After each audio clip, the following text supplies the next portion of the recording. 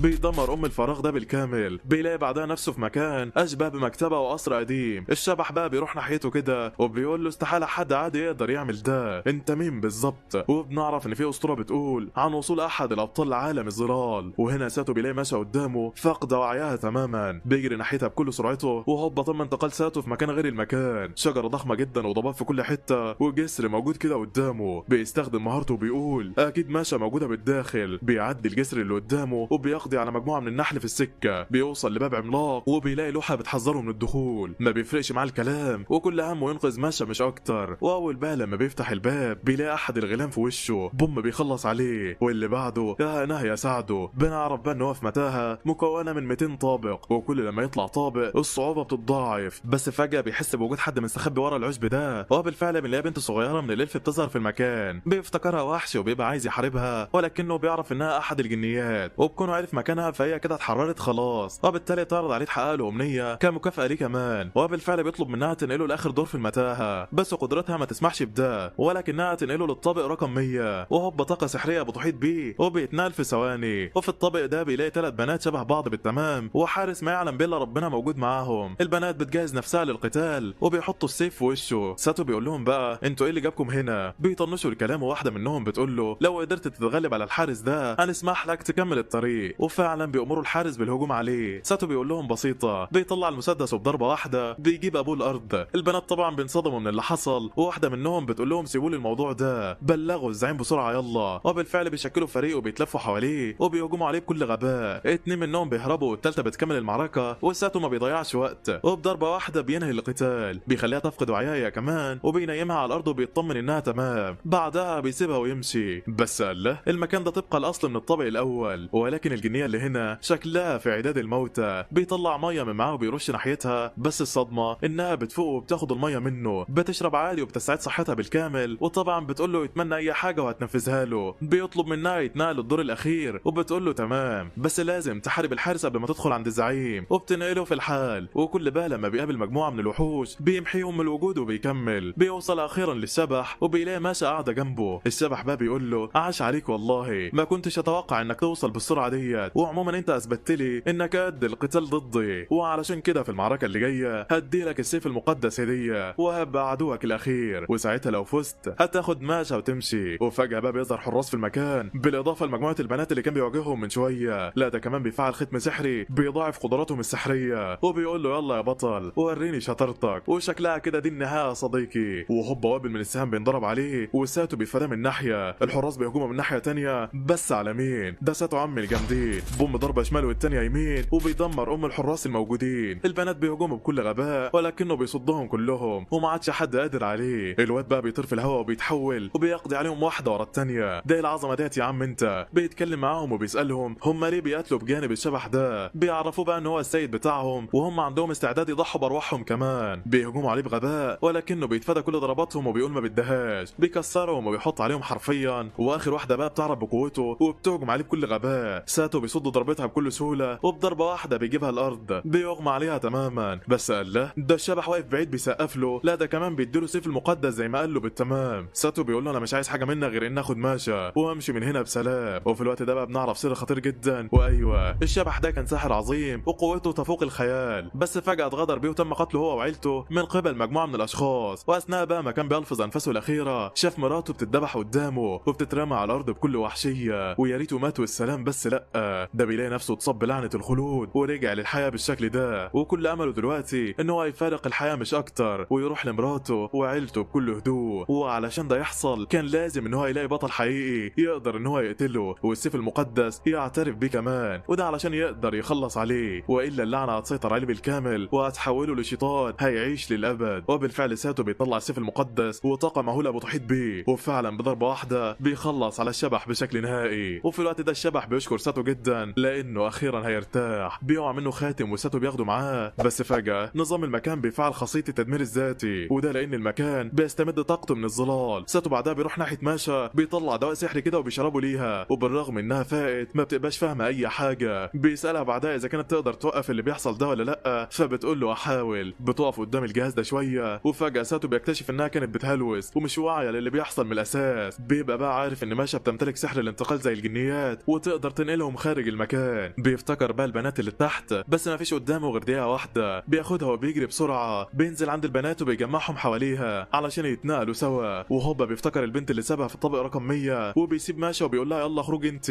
بيوعدها ان كل حاجه هتبقى تمام، وبالفعل ماشا بتتنقل للخارج، اما هو بيجري بكل سرعته ناحيه البنت اللي في اسفل المكان. بيبدا يدمره تماما، وساتو بيغير الخطه وبكل مهاره بيزح من الخارج. واول لما بيوصل للطابق رقم 100 بيدمر الجدران. بيروح للبنت اخيرا وبيشيلها على كتفه وبيحاول يهرب بيها، بس للاسف المكان بيتنسف تماما وما عادش شايف قدامه. بس لحسن الحظ ساتو بيبقى خرج بسلام وما حصلوش اي حاجه. مش ده المهم، لا، ده بيلاقي نفسه اتحاصر من كل اتجاه وقدامه بركه ميه، من وراه فيضان بيكتسح اي حاجه بتقابله. بيستخدم مهارته وبيجري على الميه بكل سرعته، بس برضك مش كفايه، شكلها دي نهايته. بيجي في باله فكره كده، وهي انه يستخدم مهاره سقوط النيازك ويحول الفيضان ده لبخار من الماء. ده غير ان هو يسمح له بوقت اكتر للخروج من الكارثه دي. وبالفعل بيستخدم سقوط النيازك، وكالعاده المكان بيتحول لجحيم بكل المعاني. بيستمر سقوط النيازك بشكل مرعب، واخيرا ساتو بيقدر ينجو بسلام. بعد كده بقى بيقابل الفريق بتاعه اللي بيبقوا قلقانين عليه اخر حاجه، ولكنهم بيفرحوا بكونه رجع من تاني. وامور وماشا هم كمان بيشكروه على كل حاجه. وبعد شويه بنلاقي البنات اللي كانوا في المتاهه اتجمعوا سوا وبيقولوا لساتو انت ما رضيتش تخلص علينا في المتاهه ليه؟ ده انت كمان انقذتنا وحافظت على حياتنا. وفي الوقت ده الواد بيديلهم الخاتم بتاع الساحر وبيقول لهم ان هو المفروض يفضل معاهم. البنات بياخدوا الخاتم فعلا وبيشكروه على كل حاجه. بيقولوا له انهم هيدفنوه بجانب القبر التابع لزوجته لان دي كانت وصيته ليهم. ما علينا يعني. المهم البنات بيتجمعوا وبيلعبوا لعبه كده، وبيقرروا ان واحده فيهم هتكون في خدمه ساتو للابد، وبالمناسبه اسمها ناني. وبعد شويه كده ساتو بيرجع الفندق وبيبقى قاعد في امان الله، وفجاه زينه تدخل عليه وبتروح ناحيته وبتنهار في البكاء، وده لانها كانت قلقانه جدا عليه وبتقول له انت لما غبت كده افتكرتك مشيت ومش هشوفك تاني. وهنا ساتو بقى بيطمنها وبيطلع كيس كده من معاه، وبنعرف انه اشترى لها الحلق ده هديه علشان يروق عليها، بس ما عرفش يقدمه لها قبل كده. وهنا زينه بتفرح اخر حاجه بالهديه بتاعته، وساتو بيعرفها ان الفتره اللي جايه هيمشي من المدينه، وده لانه هيوصل ماشا للديار بتاعتها، واكيد يعني بعد ما يوصلها هيرجع لها من تاني. وبيوعدها كمان بكده. وتاني يوم بيجهزوا نفسهم وبيودعوا كل اصدقائهم، والدنيا بتبقى تمام. ساتو بقى بياخد العربيه بتاعته وبيتجه لديار ماشا جنوب شرق المملكه. واثناء بقى ما بيبقوا ماشيين بنلاقي زينه راكبه الحصان بتاعها وبتجري ناحيتهم وبتودعهم هي كمان، وشكلها كده مش قادره على بعد يا صديقي. واثناء رحلتهم بيقفوا شويه كده وبياخدوا استراحه، بيتجمعوا وبياكلوا الدنيا اخر حلاوه. وساتو بقى بيبقى مبهور بالطعام جدا وبيشكر ليزا لانها هي اللي عملته. ما علينا يعني. المهم بيخلصوا اكل والباقي ليزا بتجهزه كده علشان ياخدوه معاهم. وفجاه بقى سيرا بتطلع صندوق ادوات من معاها، وساتو بيبقى مصدوم منها، وده بالرغم من كونه بيمتلك مخزون سحري الا ان هو ما عندوش صندوق ادوات زيها. وبيقول انا متاكد اني بمتلك حاجات تانية كتير في المخزون بتاعي وما زلت جاهل بيها يعني تماما. المهم بيتجمعوا وساتو بيطلب منهم يستعدوا علشان يكملوا الرحله بتاعتهم. وايوه بيحطوا كل حاجه في العربيه من تاني وبيروقوا على الحصان اخر حاجه. اما سيرا فبتطلب من ساتو يساعدها في تجديد الوسائد اللي بيناموا عليها قبل ما يمشوا، وبالفعل بيقعدوا سوا كده وبيبداوا يجددوها. وسيرا بتنصدم جدا من مهاره ساتو في الخياطه، ست بيت قد الدنيا والله. ولكن الغبي نسى يعمل عقد في اخر الخيط، ويلا بقى عيد من تاني. المهم بيقضوا وقت تمام والدنيا بتبقى اخر حلاوه، لدرجه ان ساتو بيصنع عليهم العاب وبيبقوا مبسوطين بيها جدا. بيتحركوا بالعربه وبيقطعوا مسافه كبيره باتجاه جنوب شرق المملكه. بيستخدم مهارته وبيعرف ان الحصان بتاعه طاقته الجسديه قلت، فبيقرر ياخد استراحه ويخيم في المكان، وبيسمح لتاما وبوتشي يلعبوا براحتهم ولكن من غير ما يبعدوا يعني. اما هو فبيروح على ماشا بيلاقيها بتعزف باوراق الشجر وبيبقى مبهور بيها. بيطلب منها تعلمه، وبالفعل بيقعد مع بقيه الفريق وبيعلمهم يعزفوا على الاوراق. ساتو في الاول بيفشل طبعا، بس فجاه بيتفتح اشعار قدامه وبيعرف ان هو اكتسب مهاره العزف ديت. بيفعلها وبيبدا يعزف قدامهم وبيصدمهم حرفيا. ما هو استحاله حد يبقى محترف من اول درس كده. وفي الوقت ده بقى سيرا بتروح عنده وبتقول له تعالى معايا بسرعه. بتعرفه ان في حاجه كده لازم يشوفها ضروري. ولما بيروح معاها بيلاقي صخور واعمده عملاقه جدا، وبيتوقع وجود حضاره قديمه تم هدمها في المكان هنا. وفجاه في حد بيسيطر عليه. الله، ده بيلاقي خيال لبنت بتتكلم معاه بتقول له انها دايما هتفضل جنبه، وبعدها بيبتدي يهلوس. ولكن سيرا بتفوقه وبتساله اذا كان في اي حاجه، فبيقول لها لا وبياخد بعضه وبيمشي. بيروح عند البنات وبيطلب من ليزا تجهز لهم طعام لانهم هيتحركوا كمان شويه. وفي الوقت ده تاما بتيجي عندهم وبتبقى فرحانه لانها قدرت تصطاد احد الوحوش الصغيره، ولكن لسوء الحظ الفريسه بتهرب منها. وتاما طبعا بتزعل جدا وبتقول لهم انها كانت جعانه ونفسها تاكل لحمه. يا حلاوه. وهنا سيرا بتطلع الاكل اللي معاها في صندوق الادوات ويلا بالهنا. واخيرا الاستراحه بتخلص وبينطلقوا من تاني في رحلتهم. وبنلاحظ بقى ان ساتو قاعد في العربه بالداخل وعمال يستكشف المخزون بتاعه، وفجاه بيلاقي كتاب التعويذ الخاص بالشبح موجود معاه. ايوه هو اكتسبه بعد ما خلص عليه في المتاهه. بيفتح الكتاب وبيبدا يتعلم اكتر عن التعويذ الموجوده في العالم ده. لا ده كمان بيفكر في طريقه يطور بيها التعويذ ديت. المهم البنات بيبداوا يتكلموا معاه وبيلاحظوا ان هو سرحان شويه، فبيقول لهم ان هو كان بيدور على طريقه تمكنه من تطوير قواه السحريه. وفجاه بيستخدم مهاره الاستكشاف وبيلاحظ حاجه كده. بيطلب من ليزا تقف بالعربيه في الحال، وبينزل يدي فلوس لاحد التجار، وبيحرر كمان الوحوش اللي معاه. بس الله، ماشا بتطلع عارفاهم، وده لانهم اصدقاء زارا. زارا واللي كانوا بيحموها معاه. ولما سيرا بتساله هو حس بوجودهم ازاي، بنعرف ان زارا كان حكي لساتو عن بعض اصدقائه اللي تم القبض عليهم اثناء ما كانوا بيحموا ماشا. وطبعا النظام بتاع ساتو اداله اشعار بوجودهم مش اكتر. الوحوش بقى بيشكروه جدا على اللي عمله، وبعد كده بنلاقيهم بيلتفوا حوالين مجموعه من الغزلان. ساتو بيشتتهم وتاما بتقدر تصطاد واحد منهم، وبكده قدروا يامنوا كميه كبيره من اللحوم اثناء رحلتهم. وتاما وبيتشي طبعا بيبقوا فرحانين جدا، وبما ان الليل داخل عليهم فبيبيتوا في المكان ده. البنات بيناموا عادي، اما ساتو فبيفضل صاحي طول الليل بيتعرف اكتر عن مهاراته ومخزونه السحري، وبنعرف ان هو يقدر يخزن اي حاجه على بعد 3 امتار كحد اقصى يعني. لا ده كمان قدر يكتسب صندوق ادوات من سيرا، وبيقارن ما بينه وما بين المخزون بتاعه. بيولع ورقتين كده، وبنعرف ان صندوق الادوات بيحتفظ بالحاجه ولكنها ممكن تتغير يعني مع مرور الوقت عادي. اما المخزون فبشكل او باخر بيتوقف مرور الوقت حرفيا لاي حاجه بتدخل جواه، وما بيحصلش فيها اي تغيير نهائي. المهم تاني يوم بيفطروا سوا وبيتحركوا بالعربيه، واثناء ما بيبقوا ماشيين بيوصلوا مدينه باكي. واول لما ساتو بيدخل بيلاقي احد الفرسان بيضرب راجل وزوجته بكل غباء، وده لانهم اعترضوا طريقه بالعربه بتاعتهم وهم ماشيين. ساتو بيلاقي الفارس ده مركز معاه جدا، وفجاه بيسيبه وبيمشي. وفي الوقت ده ليز بتعرف ساتو ان الفارس ده هو نفس الجندي اللي كان عايز ياخد منهم نواه الوحوش اللي جمعوها. وهنا ساتو بقى بيروح يطمن على الراجل اللي انضرب، وبيديله مشروب سحري يعزز قدراته الجسديه وحاجه اخر حلاوه يعني. هنا سيرا بقى بتساله لو معاه اي مشروب من ده تاني علشان لو حد من الفريق حصل له حاجه. وهنا بقى بتيجي في باله فكره كده، وهي انه يحاول يصنع المشروب ده بنفسه. بياخد جنبه وبيبدا يصنع المشروب، وفي الحال بيستعين بالكتاب السحري وبيبدا ينفذ التعليمات بالحرف الواحد. وبعد شويه محاولات اخيرا ساتو بيقدر يصنعه. لا ده كمان بيعزز من قدرات المشروب ده بحيث ان كميه بسيطه منه تعالج اي حاجه. بس استنى، ده لازم يحافظ عليه في ازايز خاصه مفرغه من الهواء. وفي نفس الوقت بيلاحظ ان الادوات اللي معاه قربت تخلص، فبيقرر يعدي على اقرب متجر في المدينه علشان يشتري منه كل اللي ناقصه. بيبيتوا الليله وتاني يوم على طول بيتحركوا بالعربيه. وهنا ساتو بيستخدم مهاره الاستكشاف علشان ما يتوهش في المدينه، وهوبا بيلاقي اماكن كتير اشبه ما يكون بالفراغ وما بيبقاش فاهم ايه ده. ما علينا يعني. بعد شويه كده ساتو بياخد ليزا وبيقدر يوصل لاحد المتاجر، ويا دوبك بيفتح الباب بيقابل في وشه نفس الجندي ابن الصرمه ده. المهم ساتو بيدخل المتجر وبيسال على حبه ادوات كده هو محتاجها، ولكنها ما بترضاش تبيع له اي حاجه، وبتقول له يروح متجر تاني في اخر المدينه. هي ايه الحكايه بالظبط؟ وهنا ساتو بيخرج بره وبيطلب من ليزا تروح لبقيه الفريق، اما هو فهيعمل حاجه كده وهيرجع ليهم في الحال. وبنتفاجئ بقى لما بنلاقي ساتو اتنكر تماما وبيدخل نفس المتجر من تاني، وساعتها عمل نفس النوع من اهل المدينه، وده لان القانون بيمنعهم يبيعوا ادوات سحريه للغرباء. بس ساتو برضك بياخد اللي هو عايزه بالطريقه. وبعد كده بيطلع على الغابه وبيقرر يستكشف اماكن الفراغ اللي موجوده على الخريطه. بيفعل الاول الادوات اللي معاه، وبنعرف انها دروع حمايه من ظواهر الطبيعه. بياخد حذره برضه لانه داخل مكان مجهول تماما. واخيرا بقى بيوصل للنقطه الفاصله ما بين الغابه والفراغ اللي قدامه، وهوبا بيخترق حاجز سحري كده، وبيتفاجئ ان الفراغ ده تكمله للغابه عادي ومفيش اي حاجه. وبيعرف ان المكان ده اسمه غابه الاوهام. بس فجاه اشعار الخريطه بيتفتح، بيلاقي مجموعه من الاشخاص بيقربوا منه، بوم هجوم عليه بسحر الارض. ويا دوبك ساتو بيتفاداه، بيلاقي في وشه مجموعه من الفرسان بيهجموا عليه بغباء. بس على مين؟ ده ساتو جامد تنين، بيتفاداهم كلهم بسهوله جدا. وبيلمح بنت صغيره كده وبيطلب منها توقف القتال لانه مش عدو. لا البنت بتهجم عليه بسحرها ولكنه بيلغيه في ثواني. بيحاول يطمنها، وبنتفاجئ بقى بطائر ضخم بينزل عليهم. هو ايه اللي بيحصل بالظبط؟ بنلاقي ست كبيره كده بتروح عنده وبتحييه، وبالمناسبه اسمها اصال، ودي الساحره المسؤوله عن حمايه غابه الاوهام. لما بتحس بقى ان هو طيب بتاخده معاها البيت. بتعتذر له بعدها على اللي حصل ده. ولما ساتو بيسالها اكتر عن غابه الاوهام بتقول له ان الغابه ديت مكان اثري وتابع للقبيله بتاعتهم من زمان. الباب بعدها بيفتح وبنلاقي ساره داخله عليهم، وبنعرف انها حفيده اصال. بتعتذر لساتو لانها هجمته قبل ما تتاكد من كونه طيب ولا لا. وهنا ساتو بينصدم لما بيلاقيهم بيصنعوا كميه مهوله من مشروب الطاقه السحري. وبنعرف ان الملك عمل اتفاقيه يستلم 300 قاروره من المشروب ده مرتين في العام، وده مقابل ان الغابه تبقى مكان مستقل ويحميها كمان. اما اصال فبتتفاجئ لما بتعرف ان ساتو هو التاني بيقدر يصنع المشروب ده، وبتقرر بعدها تعلمه كم وصفه كده كمان. وبعد شويه وقت كده ساتو بيبقى راجع للمدينه، وبنعرف ان اصال طلبت منه يوصل رساله لشخص معين بس مش عارفين هو مين. ما علينا يعني. وهنا اصال بتستخدم سحرها وبتوجه ساتو على الطريق علشان ما يتوهش فيه. ايوه الطريق كله بيحاط بالمنى والفراشات المضيئه، والدنيا بتبقى اخر حلاوه. وهنا ساتو بقى بيقول انا فهمت ليه هي اسمها غابه الاوهام. المهم بيقدر يوصل للمدينه فعلا، وبنلاقيه ماشي في الشارع مع الفريق بتاعه، وهوبا بيجيله اشعار غريب بيظهر قدامه. ايوه ساره بتحاول تهرب من مجموعه من العصابه اللي عايزين يسرقوها. ساتو بقى والفريق بيدخلوا في الحال، وبوم ساتو بيوقع واحد فيهم. بيعرف انها في طريقها لتسليم مشروب الطاقه للملك، وبيقول لها كملي انت وانا احميكي. وبالفعل ساره بتهرب بكل سرعتها، وفجاه عربيتين بيتحطوا قدامها، بوم بتلبس فيهم وبتتدمر تماما. ساتو بيجري يطمن عليها والبنت بتعيط جامد، بتتصدم اكتر لما بتلاقي اكتر من نص الكميه اتكسرت تماما. ساتو بقى بيقول لها هنلم السليم ونوصله الاول وبعدين نشوف حل في اللي هيحصل بعد كده. هو بالفعل بياخد بعضه وبيروح يقابل الملك، بس لا، النائب هو اللي بيقابله وبيبقى معاه الجندي ده. وشكل الموضوع في ان يا صديقي لما بيحكوا له اللي حصل النائب بيقول له ماليش دعوه، المهم تسلموا الكميه المحدوده قبل الغروب، ولازم يبقى المشروب من صناع الساحره اللي في غابه الاوهام، والا هنفسخ اتفاقيه الحمايه وبكون الغابه منطقه خاصه. ولكن ساتو بيقدر يقنعه ان هو هيسلموا نفس الكميه بنفس الجوده بالتمام، ولكنها من صنعه هو، وده لانه الساحره هي اللي علمته يصنعها. وبالفعل بيخرج مع بقيه الفريق وبيشتروا جميع الادوات اللي ممكن يحتاجوها في صنع المشروب. بس فجاه ساره بتنادي على ساتو بتقول له حتى لو صنعت المشروب فلازم نشتري قوارير علشان نحطه فيها، بس الكارثه ان قوانين المدينه تمنع شراء اي قاروره فاضيه الا باذن الملك. وازيدك من الشعر بيت النائب اشترى كل القوارير الموجوده في المملكه اساسا. بس انت فاكر بقى ان ساتو هيغلب؟ لا والله، الواد بيبقى عارف احد الاشخاص اللي بيصنعوا القوارير ديت، وبالمناسبه اسمه سوار. بيروح عنده وبيطلب منه 180 قاروره مقابل اي مبلغ هو عاوزه. سوار بيقول له اولا ممنوع ابيع لك اي حاجه بدون تصريح، ثانيا ما عنديش الكميه ديت، ولكنه بيقرر يساعدهم في الاخر. بيدخلهم الورشه بتاعته والفريق كله بيبتدوا يشتغلوا في تصنيع القوارير. البنات بيفشلوا ولكن ساتو جامد اخر حاجه، وسوار بينبهر طبعا بالشغل بتاعه ومش مصدق ان دي اول مره ليه في تصنيع القوارير. بس مش دي المشكله، لا، الصدمه ان القوارير ديت بتاخد حوالي 5 ايام عقبال ما تتجفف تماما، وبعد كده بتدخل الفرن تتحرق جواه. ساتو بقى بيقول بسيطه، بيكتشف تعويذه من الكتاب اللي معاه وبيخلي ماشا تنفذها، وهوبا القاروره بتنشف في ثواني. وفي الوقت ده سوار بيتشجع، بيقول لهم ان هو هيجهز الفرن عما يصنعوا بقيه القوارير، واخيرا بيجهزوا كل حاجه والدنيا بتبقى عال العال. وبعد شويه وقت كده بيتفقوا يخرجوا القوارير علشان يملوها ويسلموها للملك قبل الغروب. وفجاه بتحصل حاجه مش على البال، ايوه، بنلاقي الجندي جاي معاه مجموعه من المجرمين وجايين ناحيتهم، بيقولوا لهم ان القوانين بتمنع بيع القوارير بدون تصريح، وعلشان كده قررنا نكسر الفرن ده باللي فيه. وبالفعل بيدمروا الدنيا على الاخر. بس يا ترى ليه ساتو واقف بيتفرج من غير ما يمنع الفريق ان هو يتدخل؟ ولما الجندي والمجموعه بتاعته بيمشوا الفريق بيصاب باكتئاب حاد، اليأس بيسيطر عليهم، كل حاجه انتهت خلاص. بس انت فاكر ان الحكايه خلصت على كده؟ لا والله، ساتو طلع ابن جنيه وقدر ان هو يخزن القوارير كلها في المخزون بتاعه، وسيرة بس هي اللي عرفت بده، بتقول له طب يلا طلعهم بسرعه خلينا نلحق نسلمهم قبل الغروب. فبيقول لها تمام، ويا دوبك بيخرج اول قاروره بوم بتتكسر، وده بسبب اختلاف درجه الحراره. وطبعا انت عارف ان القاروره كانت في الفرن يا صديقي، ولما حطوهم في المخزون اتحطوا بنفس درجه الحراره بتاعتهم، واول بقى لما بيتعرضوا للهواء بيحصل اختلاف في الضغط وبوم بتتكسر. بس يا ترى هل في حل للموضوع ده؟ اكيد ايوه. بتيجي في باله فكره بقى اخر جمدان، بيستخدم صندوق الادوات، وده لان اي حاجه بتتعان جواه بتتفاعل مع الزمن عادي زي ما حصل في الورقه كده. وهوب ساتو بيطلع صندوق الادوات وبيبدا يخرج القوارير من خلاله واحده ورا الثانيه. وبعد مرور شويه وقت كده ساتو وسيرة بيروحوا يبلغوا الفريق باللي حصل ده، وان القوارير خلاص جاهزه للتسليم حالا. الفرحه بتعم المكان بالكامل، وبياخد بعضهم وبيروحوا للنائب في الحال. النائب بيقول لهم انا عارف انكم موجودين علشان اديكم فرصه تانية، بس للاسف مش هقدر اديلكم حاجه، وبيطردهم من المكان. وهنا احد الخدم بيعرف النائب ان هو استلم الكميه المحدده وعملوا عليها ابحاث وكل حاجه تمام. الجندي بقى بينصدم وبيقول له استحاله، انتم عملتم ده ازاي؟ ساتو بيقول له سر المهنه بقى، واكيد مش هقوله البقف زيك. ولما بيطلب بقى من النائب يوقع عقد التسليم، النائب بيقوم من مكانه وما بيردش عليه نهائي. ساتو بينده عليه من تاني، بس المره دي الملك اللي بيرد. ايوه، الملك بيوصل عندهم ومعاه اصال ساحره الغابه وبقيه الفريق طبعا. وهنا الملك بيقول له انا لما عينتك نائب ليا كان بسبب ان ابوك صديقي وكان بيمتاز بالشرف طيله حياته، عكسك كده تماما، وبما ان الغلط غلطتي فاوعدك هصلحه. وبيعزله في الحال من منصبه لانه كان عايز ينشر الفساد في المدينه وبعدها يعمل انقلاب ويخلصوا على الملك، والنائب طبعا ياخد مكانه. بس فجاه النائب بيعمل ختم سحري في المكان وبوم بيهجم على الملك بكل غباء. انت بتعمل ايه يا حزين انت؟ الملك بيلغي الهجوم من غير ما يتحرك من مكانه حتى، وبيقول له هندمك على كل حاجه عملتها. بيحكم عليهم بالاعدام، وفي لمح البصر ساتو بيتحول لنينجا، وبوم ضربه في الثانيه بيجيب ابوهم الارض. ولما الملك بقى بيساله انت ليه عملت كده، فبيقول له ان في اطفال في المكان وما ينفعش يشوفوا اللي كان هيحصل. وبعد كده بقى بنعرف ان سوار اتبنى ليه فرن كبير بامر من الملك بدل الفرن اللي اتكسر. اما بقى الساحره وساره فبيشكروه على كل حاجه وبيودعوه وبيمشوا. وهنا ساتو بقى بياخد العربيه وبيكمل رحلته، وبعد شويه بياخد استراحه مع الفريق، بيقعدوا ياكلوا. لما الليل بيدخل عليهم تاما وبوتشي بيطلبوا من ساتو يحكي لهم قصه، وبالفعل بيبدا يحكي لهم احد القصص وبيبقوا مبسوطين جدا لدرجه انهم بيروحوا في 7 نومه والدنيا بتبقى تمام. وفي الوقت ده بيفتكر زينه وبيقرر يبعت ليها رساله، وبالفعل الرساله بتوصل وبتبقى طايره من الفرحه والدنيا عظمه على الاخر. ساتو بقى بيعرفها ان هو تمام وان هو برضه مفتقدها جدا وقد ايه بيوحشوا الكلام معاها، بيوعدها ان هو يرجع لها من تاني في اقرب وقت ممكن، وبيحكي لها كل حاجه حصلت معاه من الالف للياء، وبيقول لها انا كنت فاكر ان الرحله انتهت، بس من الواضح كده انها لسه في البدايه.